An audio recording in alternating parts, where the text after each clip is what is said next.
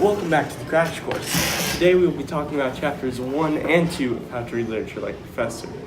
This book is literally teaching you how to read.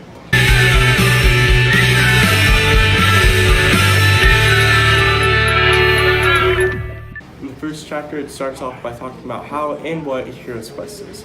A hero's quest is when the main character of a book goes through many challenges to reach an end objective. In the second chapter, we learn about how eating food is not only a filler in the book, but acts as a community. In this chapter of this book, we learn about what a hero's journey is. A hero's journey consists of a quester, a place to go, a stated reason to go there, challenges and trials, and a real reason to go there. The quester is usually the main character. This could be an animal, a person, or literally anything else you could think of. Next is where the main character has to go. This place is usually where their ending objective is located. Their end objective is also known as the reason to go to this random place. As they are traveling to this random place, they will always be encountering many trials.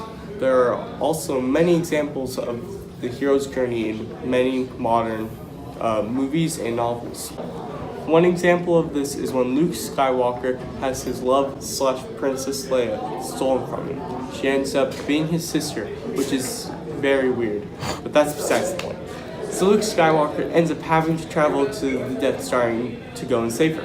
While he's doing this, he goes through many life-threatening trials. One of these is when he gets stuck in a trash compactor and then is attacked by a Diangoa, or known as the trash monster.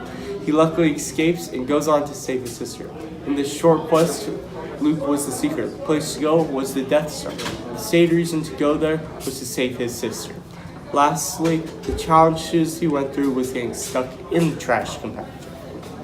The second chapter of the book begins with a well-known anecdote. The story begins with Sigmund Freud being teased for his love of cigars by someone who compares cigars to a phallic symbol.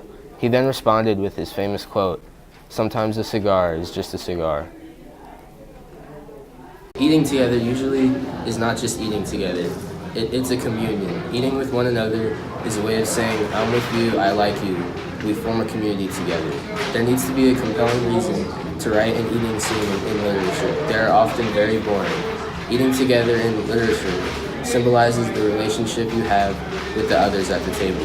You won't eat with people you don't really care for. An example that the author uses in this chapter is the eating scene in the book Henry Fielding's Tom Jones.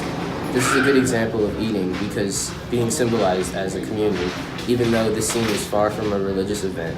The scene describes eating in highly sensual and vulgar terms.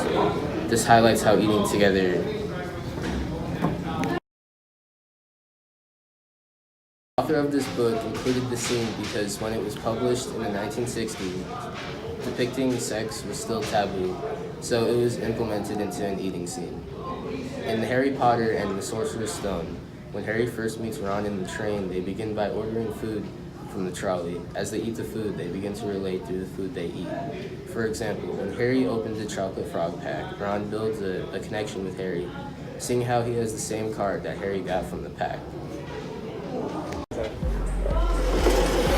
That's it for this episode. Thanks for tuning in. We hope we properly informed you on chapters 1 and 2 of How to Read Literature Like a Professor. I'll catch you on the next episode. Peace.